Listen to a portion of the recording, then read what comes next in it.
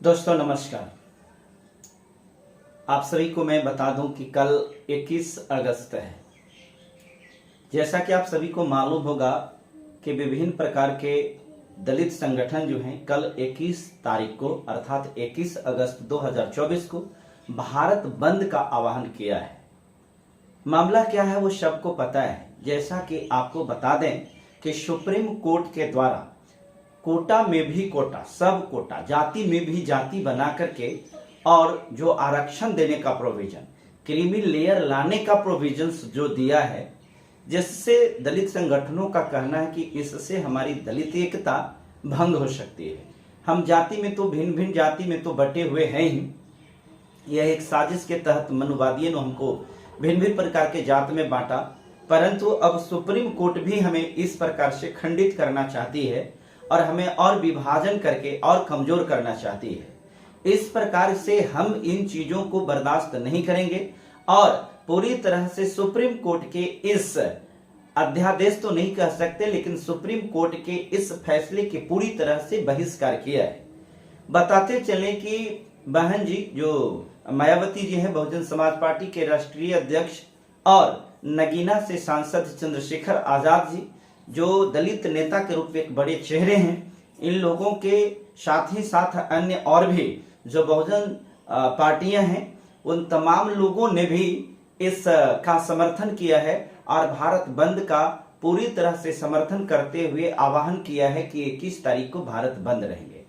आप जितने भी लोग हमारे वीडियो को देख रहे हैं, आपसे मेरा निवेदन है कि 21 तारीख को यदि आपकी कहीं की कोई यात्रा है, अगर आप कहीं जाने वाले हैं तो इस यात्रा को आप बंद कर दें तो ही अच्छा होगा। साथ ही साथ परीक्षार्थी जो हैं, जो परीक्षा देने वाले हैं, जैसा कि जानकारी है कि कल कुछ चीजों की परीक्षा होने वाली है, जैसे बैंक वगैरह की, तो मैं आप सब लोगों से ये कहना चाहता हूं कि यथासंभव आप उन सेंटर पर आज ही अर्थात 20 तारीख को ही पहुंच जाएं ताकि आपको आने जाने में असुविधा न हो। क्योंकि आप सभी को मालूम है कि वो जो अगले बार SC/ST एट्रोसिटी के विपक्ष में जो SC/ST एट्रोसिटी को समाप्त करने के लिए सुप्रीम कोर्ट का जो फैसला आया था, उस फैसला के विरोध में जब बहुजन समाज के लोग, दलित वर्ग के लोग जब सड़क पर उतरे थे, तो सड़क जो था ऐसा लग रहा था कि मानो पूरी तरह से सुनसान और वीरान हो गई थी। अगर सड़क पर कोई दिख रहा था तो वो दलित समाज के लोग थे, वह अनुसूचित जाति के लोग थे। आप जितने भी अनुसूचित जाति के लोग हैं जो इस भारत बंदी में शामिल होना चाहते हैं, उनसे मेरा निवेदन है कि आप जहां कहीं भी हैं, आप वहीं से भारत बंदी का समर्थन कर सकते हैं। लेकिन मैं ये बात जरूर कहना चाहता हूं कि भारत की जो भी संपत्ति है वो राष्ट्रीय संपत्ति है। उस राष्ट्रीय संपत्ति का नुकसान नहीं होना चाहिए। जैसा कि मैं देखता हूं कि रेल में नुकसान पहुंचाना, स्टेशन को नुकसान पहुंचाना, हॉस्पिटल को नुकसान पहुंचाना, सरकारी वाहन को तोड़फोड़ करना या अन्य जो सरकारी संपत्ति है उसको नुकसान पहुंचाना, ऐसा करके हम अपनी संपत्ति का नुकसान पहुंचाते हैं। विरोध प्रदर्शन का मतलब ये कतई नहीं होता है। हाँ, ये बात है, हम विरोध करने का अपना जो संवैधानिक तरीका है, बस उसी संवैधानिक तरीके से विरोध करेंगे।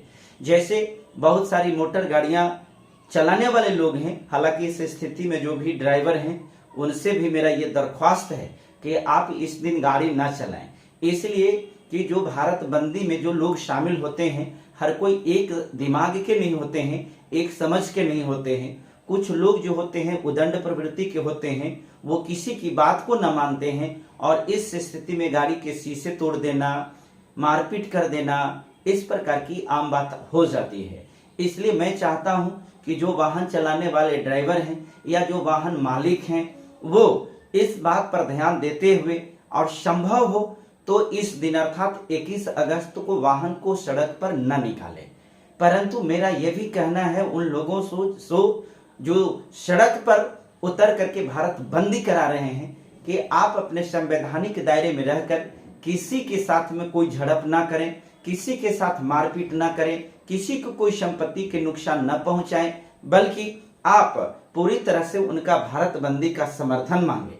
जैसे दुकानदार, अगर कोई दुकानदार दुकान खोले हुए हैं तो मैं देखता हूं कि बहुत सारे लोग जाकर डायरेक्टली उनके दुकान पर डंडा चलाने लगते हैं, गाली गलौज करने लगते हैं। ये कतई संवैधानिक नहीं है। इससे बहुजन समाज और दलित समाज के जो लोग हैं उनकी छवि धूमिल होती है।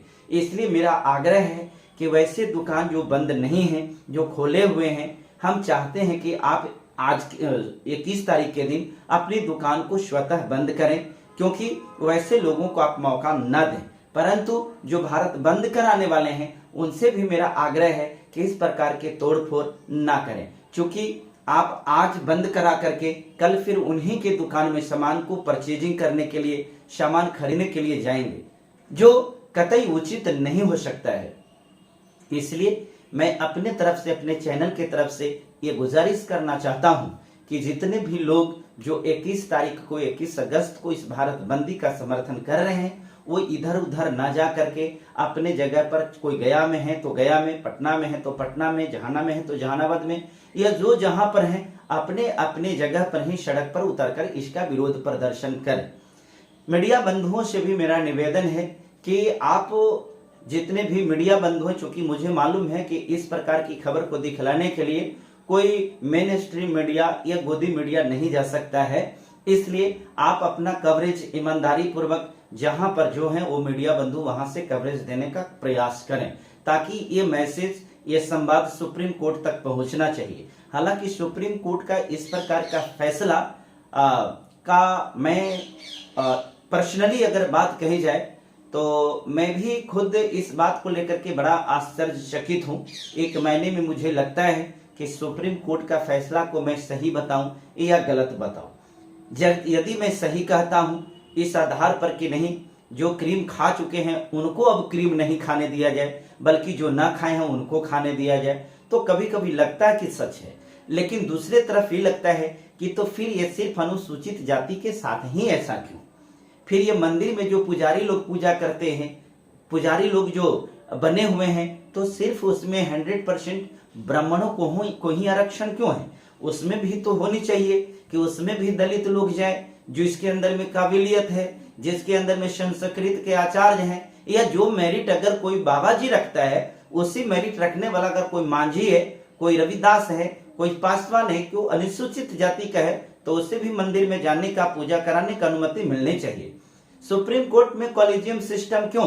सबसे पहली बात तो सुप्रीम कोर्ट के जो मुख्य न्यायाधीश DY चंद्रचूड़ साहब हैं, उनको भी इस बात पर सबसे पहले आपको सोचना चाहिए कि क्या कॉलेजियम सिस्टम कहीं से भी उचित है। कॉलेजियम सिस्टम, आप बताइए, भारत के जितने भी नौकरियां हैं, भारत के जितने भी ये प्रशासनिक पद हैं, उन सारी चीजों पर एग्जाम के माध्यम से एग्जाम क्रैक करके वहां पर पहुंचने का प्रावधान है। तो फिर इस प्रकार के जज बनने का प्रावधान कॉलेजियम सिस्टम कैसे हो सकता है? मैं तो आपसे दरख्वास्त करूंगा कि आप कॉलेजियम सिस्टम को हटा करके और ये जो सीधा सीधी एग्जाम के माध्यम से जो होता है उसको कीजिए। साथ ही साथ अभी आप देख रहे हैं, और अगर नहीं देख रहे होंगे तो मैं आपको ध्यान आकृष्ट कराना चाहूंगा कि अभी IAS जो बन रहे हैं, IPS बन रहे हैं, जो लिटरल एंट्री जिसको बैकडोर से कहते हैं, इनको जो एंट्री दिया जा रहा है, ये कहां से सही है? आप ही बताइए। जिन लोगों को 500 सालों से जिनको आगे बढ़ने के लिए उनके पैरों में, उनको हाथों में बेड़ियां डाल दिया गया है, क्या आज वैसे लोगों को आरक्षण की आवश्यकता नहीं है? मैं आरक्षण की वकालत नहीं कर रहा हूं, मैं तो सिर्फ ये चाहता हूं, सुप्रीम कोर्ट से मैं ये चाहता हूं कि सुप्रीम कोर्ट ये निर्णय दे कि सब आरक्षण खत्म कर दे, किसी भी प्रकार का कोई आरक्षण नहीं, पूरा आरक्षण को शून्य कर दे, और जिसकी जितनी आबादी है उसके अनुसार उसकी हिस्सेदारी दे दिया जाए। सुप्रीम कोर्ट के जज से लेकर एक चपरासी के पद है, वहां तक सिर्फ और सिर्फ इनको उनका अधिकार दे दे जिसकी जितनी आबादी है। अगर अनुसूचित जाति की आबादी 15% है, तो 15% अगर 100 गो जज बनते हैं तो 15 गो जज अनुसूचित जाति से बना दीजिए, क्या दिक्कत इसमें है? इसको ईमानदारी बोलते हैं। परंतु सुप्रीम कोर्ट के जो इस प्रकार का न्याय आया है, इस प्रकार के जो फैसला आया है, इस फैसला पर सवाल उठना जायज है। दोस्तों, आपका प्रतिक्रिया का हम इंतजार करेंगे। आप ये लिखिए कि कल आप पूरी तरह से संविधान को, बाबा साहब को मानते हुए लोकतंत्र की रक्षा करने के लिए आप सड़क पर तो उतरेंगे परंतु किसी भी प्रकार का संवैधानिक अन्याय नहीं करेंगे, लोकतंत्र की मर्यादा को तार तार नहीं करेंगे और संवैधानिक दायरे में रह करके ही आप भारत बंदी का समर्थन करेंगे। जरूर आप कमेंट कीजिए। और जो लोग हमारे इस चैनल को सब्सक्राइब नहीं किए हैं, कृपया इस चैनल को सब्सक्राइब कीजिए, वीडियो को लाइक कीजिए और अपना कमेंट लिखिए। जो फेसबुक पर देख रहे हैं, आपसे मेरा निवेदन है कि TNBR न्यूज के नाम से फेसबुक है, उस पर भी जाइए, उसको भी लाइक कीजिए और वीडियो को शेयर कीजिए। बहुत बहुत धन्यवाद, शुक्रिया।